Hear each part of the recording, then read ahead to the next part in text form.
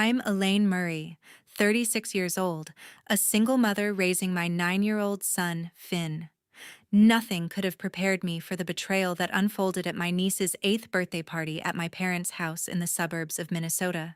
I can still hear the choked sobs of my son echoing in my head, still see his bruised face, his clothes smeared with food, and his beloved baseball card collection torn apart and scattered across the floor. They called it a joke, my sister and her friend laughing as they turned my child's pain into their entertainment. "You're overreacting," they sneered. But I saw the fear in Finn's eyes, the kind of fear no child should ever have to endure. This wasn't childish mischief. It was deliberate. It was meant to humiliate my son, to break his spirit.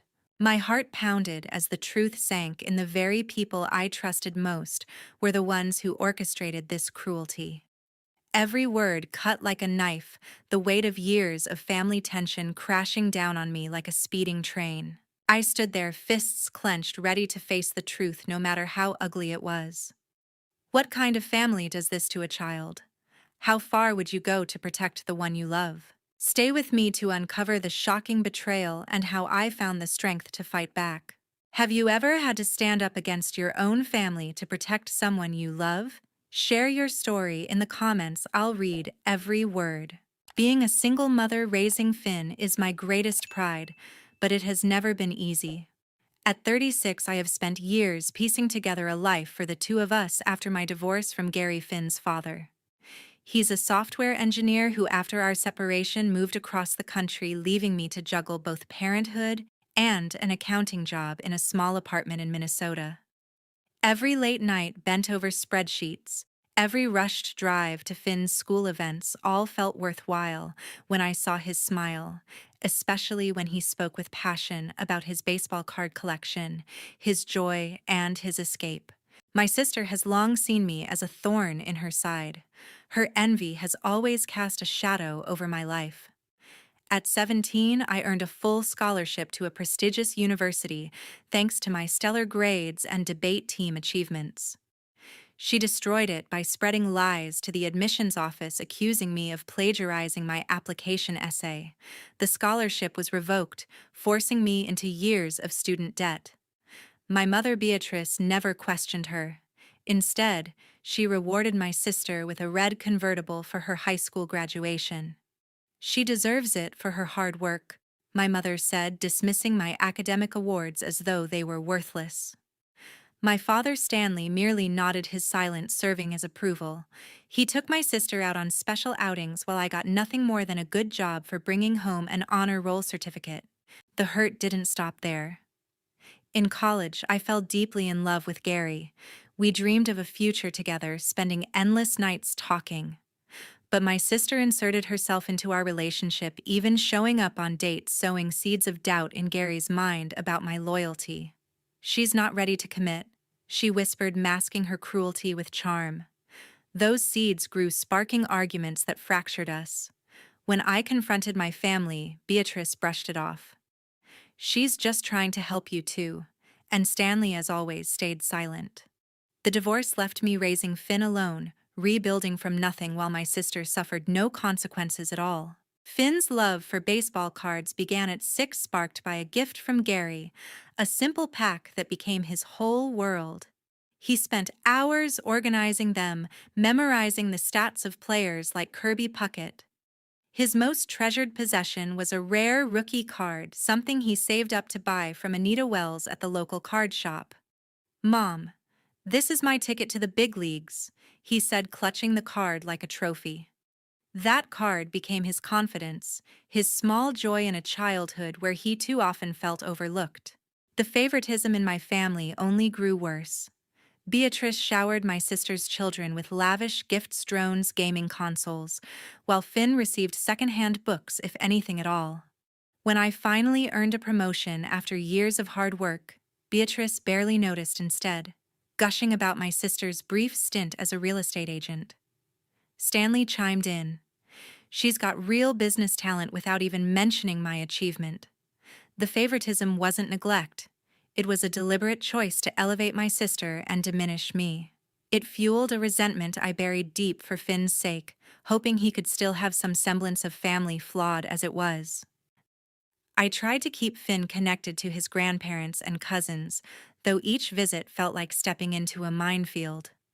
My sister's triumphant smirks, Beatrice's constant comparisons, Stanley's indifference, they all cut deep. But Finn's excitement at playing with his cousins kept me coming back.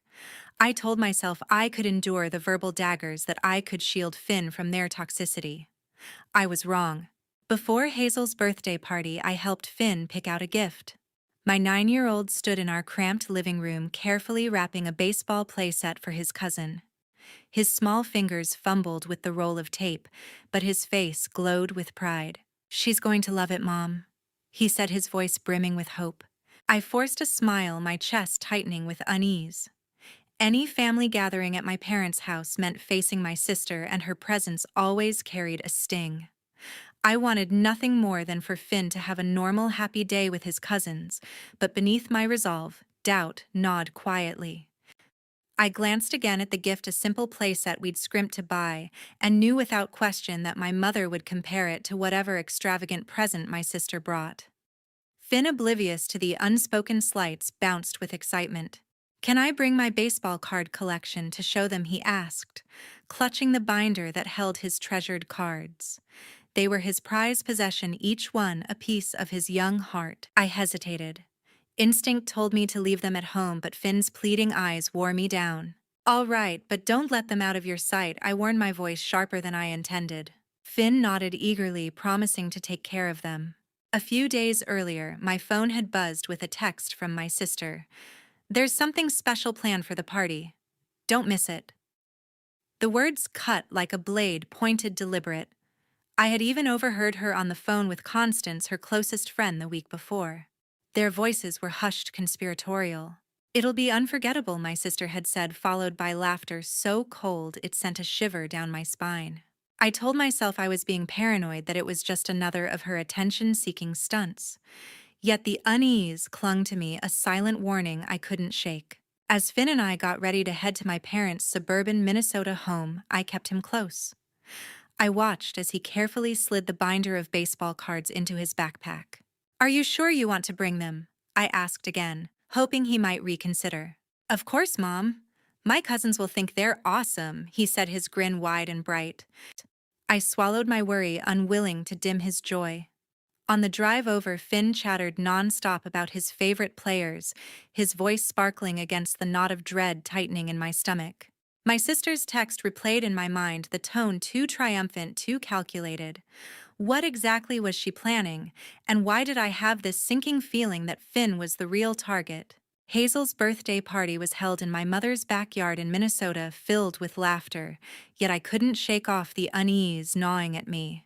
The chatter of relatives mixed with the shouts of children playing on the swings rang out everywhere, but my stomach twisted with a sense of foreboding. My sister arrived with Constance, their smirks sharp as knives, their whispers dripping with something I couldn't quite catch. They moved through the crowd with an air of superiority. My sister tossed her hair arrogantly, as if the whole place belonged to her, while Constance followed with a sly, malicious grin. I kept Finn close, his small hand gripping mine tightly, the backpack carrying his precious baseball card collection slung over his shoulder. Finn quickly darted off to join his cousins, eager to share in the day's excitement. I watched him approach my sister's kids, his face glowing with anticipation. But the atmosphere shifted almost instantly. A boy about Finn's age snatched the baseball bat from his hands, shoving him aside with a mocking taunt.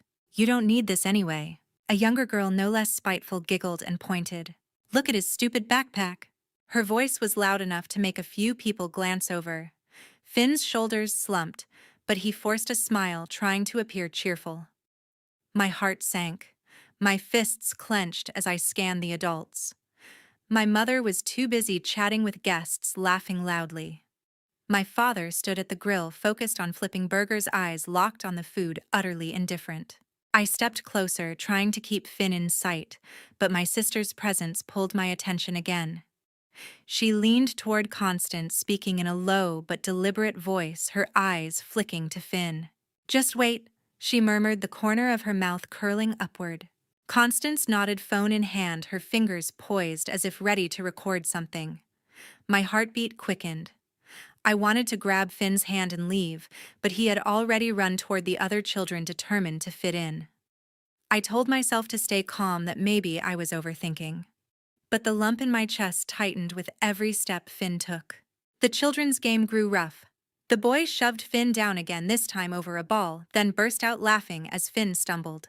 "You're so slow," he shouted, tossing the ball to the girl, who instantly echoed his mockery. Finn clutched his backpack tightly, his eyes darting toward me for comfort. I started to step forward, but my sister's voice cut through the noise. "Let them play," she said sweetly, but with a tone dripping in disdain, her smile far too fake. Constance giggled, setting her phone in a hidden spot lens aimed at Finn. The other adults, neighbors, distant relatives, were still engrossed in food and conversation, ignoring the tension. My mother waved off my concern. "Kids will be kids, it's normal," she said. My father didn't even look up. I hovered near Finn, my worry now gnawing into fear. He tried to join in a game of tag, but the boy blocked him again, shoving him back with a sneer. "You don't belong here." The words cut deeper than the shove. The girl instantly piled on, mocking Finn's effort. "Why do you even bother trying?" Finn's cheeks flushed, his arms wrapped around the backpack as if clinging to a lifeline. I wanted to scream, to drag him away, but I froze, torn between the wish for him to have a normal day and my instinct to protect him. My sister's eyes locked on mine, her smirk widening as though daring me. Constance remained patient, her phone pointed steadily, her eyes gleaming with anticipation. Every laugh from the children, every glance from my sister pushed the story toward something darker. I couldn't take my eyes off Finn, my heart pounding as he tried to pretend he wasn't hurt. He kept smiling, still trying to belong, but I could see the pain in his eyes. I edged closer, lowering my voice. "Finn, stay near me." He nodded, but his cousins dragged him back into the game, their laughter sharp and cruel. My sister leaned into Constance again, whispering, both of them staring straight at Finn. The dread inside me solidified into certainty. Something was about to go very, very wrong, and I didn't know if I could stop it. A strangled sob from the small tent in the backyard made my heart seize. The sound cut through the noisy chatter of the party, sharp, desperate, pulling me away from the crowd. I raced across the grass, my heartbeat pounding, the laughter and voices of relatives fading behind me. The tent flap hung ajar, and in the dim light inside I found Finn curled up on the floor, his small body trembling. His face was swollen, a dark red bruise spreading across his cheek, his shirt smeared with dirt and bits of cake frosting. His precious baseball cards lay scattered, torn to shreds, their edges curled and dirty. My knees nearly buckled as I dropped down beside him, my shaking hand resting on his shoulder. "Finn, sweetheart, what happened?" I whispered, my voice breaking. His eyes, red and brimming with tears, met mine, filled with a fear that shattered me. "Mom, don't say anything," Finn pleaded, his voice barely more than a breath. "I'm scared they'll hate me even more." His words hit me like a punch, his tiny hands clutching my arm, begging me for silence. I pulled him into my arms, his sobs muffled against my chest, each sound like a knife slicing into me. His cards, his treasure. His dream lay ruined and still. He feared rejection more than the pain etched across his face. I glanced at the pile of torn scraps, recognizing even his most prized rookie card, now nothing but jagged pieces with frayed edges. My vision blurred with rage and grief, but Finn's grip tightened, his voice shaking. "Please don't tell anyone, they'll just make it worse." His fear was all too real, the cry of a child desperate to belong, desperate to escape cruelty. I wanted to scream, to demand answers, but his trembling held me back. I stroked his hair and murmured, "I'm here, Finn. You're safe now." Then I heard it, the sharp, mocking laughter just outside the tent. My sister stood there, arms crossed, her smug smile fixed on her face. Constance stood beside her phone, raised, the red recording light blinking, capturing Finn's misery. What a performance! My sister sneered, her words dripping with venom. Didn't think he'd cry that hard. Constance giggled, angling the phone to catch every detail, her eyes gleaming with delight. My blood boiled. I clenched my fists and shot to my feet, shielding Finn from their gaze. "What did you do?" I growled, my voice low but trembling with fury. My sister rolled her eyes, brushing off the question as if it were meaningless. "Just a game, Elaine. Kids get carried away sometimes." Her indifference was a slap in the face, her smirk daring me to push back. Constance kept filming her cruel laughter, echoing in time with my sister's mockery. I stepped forward, my body shaking, instincts screaming to protect Finn. "This is not a game," I snapped, my voice rising. "He's hurt, and his cards are destroyed." Finn tugged at my sleeve, his voice no louder than a whisper in the wind. "Mom, don't. They'll laugh more." His fear stopped my outburst cold, the terror of humiliation weighing heavier than pain. I turned back to him, kneeling down, my heart breaking at the sight of his swollen face. "I'm taking you home," I whispered gently, helping him gather the shredded remains of his cards. My sister's laughter trailed after us, her voice sing-song and cruel, such drama. Constance's lens stayed fixed on us, unblinking. I guided Finn out of the tent, his trembling hand clutching mine, his backpack now empty, no longer holding the cards he'd once proudly shown off. The party carried on, my mother still laughing with guests, my father still tending the grill, neither of them aware of the cruelty unfolding just steps away. I held Finn tight, my mind reeling with what I'd just witnessed, his pain, their laughter, the recording. This wasn't a childish prank anymore. It was deliberate, malicious, and I knew it wasn't over. Rage surged through me, and I charged straight toward my sister. Finn's trembling hand still clung tightly to mine, his tear-streaked face feeding the fire inside me. The mocking laughter from the tent still echoed.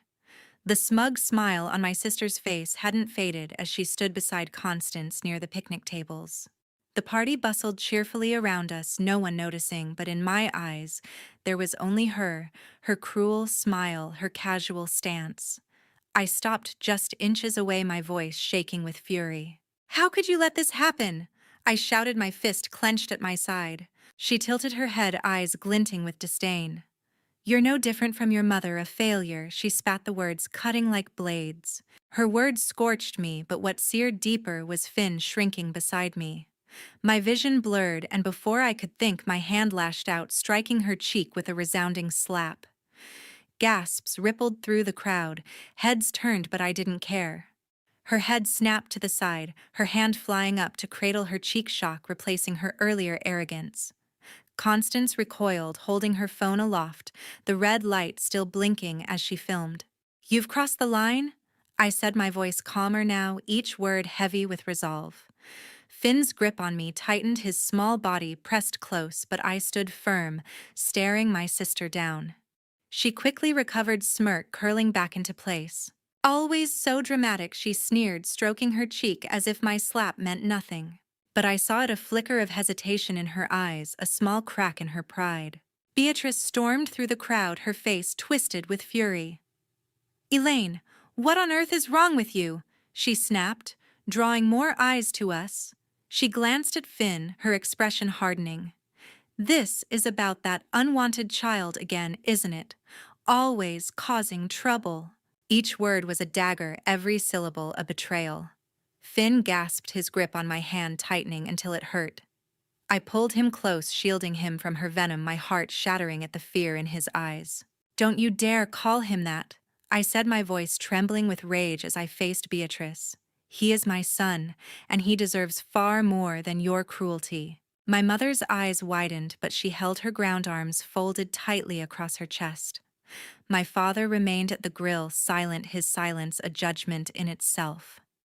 The murmurs of the guests grew louder, but all I could focus on was Finn's fear and my growing determination. Constance kept filming, her smile stretching wider as though it were all a performance. I turned to her, my voice cutting through the air. "Hand over that video or I swear you'll regret it." Her smile faltered, but she clutched her phone tightly, refusing to yield. I pulled out my own phone hand, still shaking as I snapped photos of Finn's swollen cheek and torn, dirty clothes, documenting every trace of cruelty he had endured. This will be evidence, I warned, locking eyes with Constance. My sister gave a bitter laugh. You're only making a fool of yourself, she said with a dismissive wave, but I was done playing their games. I knelt beside Finn, my voice softening. Let's go home, sweetheart, I whispered. He nodded, pale but trusting. I guided him through the crowd, ignoring the stares. My sister called after me, her voice dripping with mockery. Run away like always. I didn't look back. In the car, I buckled Finn's seatbelt. He clutched his empty backpack to his chest.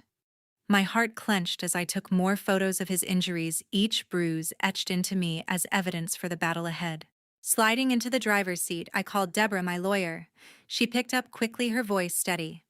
Elaine, what happened? I glanced at Finn in the rearview mirror, his head bowed. They hurt Finn, I choked out. My sister and Constance, they let it happen, maybe even planned it. I have photos of his injuries, and Constance has a video. I want to sue for assault, emotional damage, everything we can. Deborah's tone sharpened, businesslike. Send me the photos. The video could be key. I'll start drafting the case. I nodded to myself, steel settling into my spine. I'm taking him to a doctor right away. They won't get away with this. Hanging up, I turned all my focus to Finn.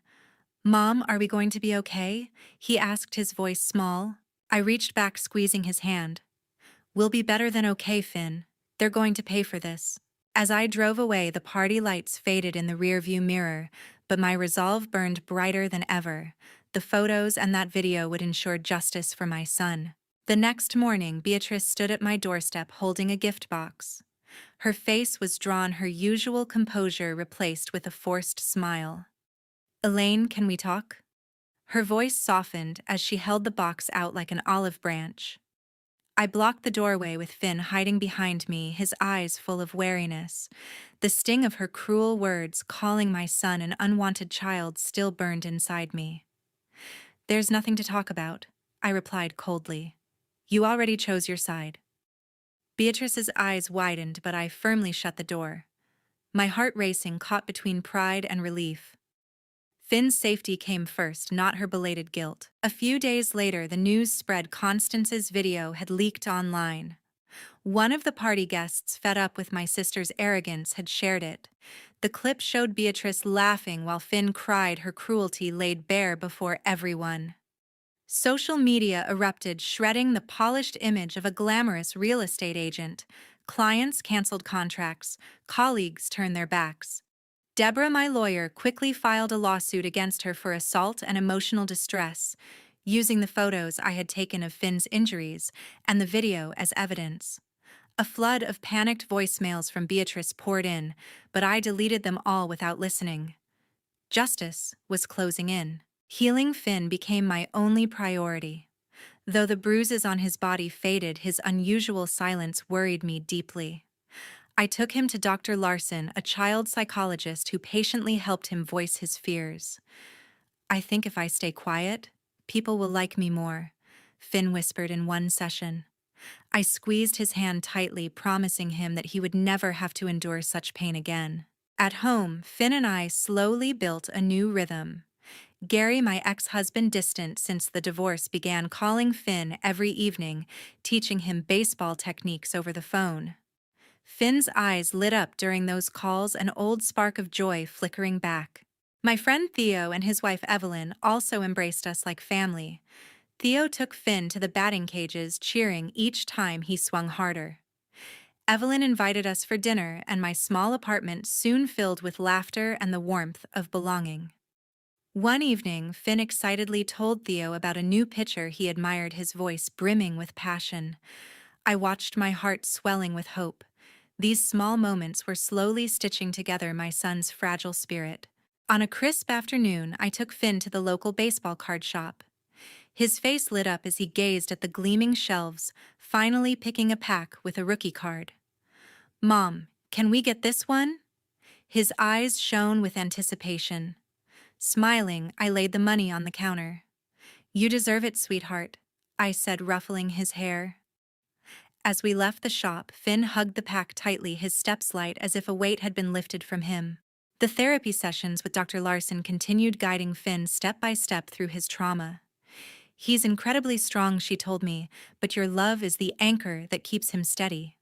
I gave everything I had, reading him bedtime stories, cheering at his school games, listening when he shyly shared his worries. Gary even attended one session, and his presence steadied Finn further, slowly mending their father-son bond. Theo and Evelyn organized a picnic where Finn played with other kids, his laughter ringing out carefree and pure. Each day, I saw my son growing stronger, his confidence returning.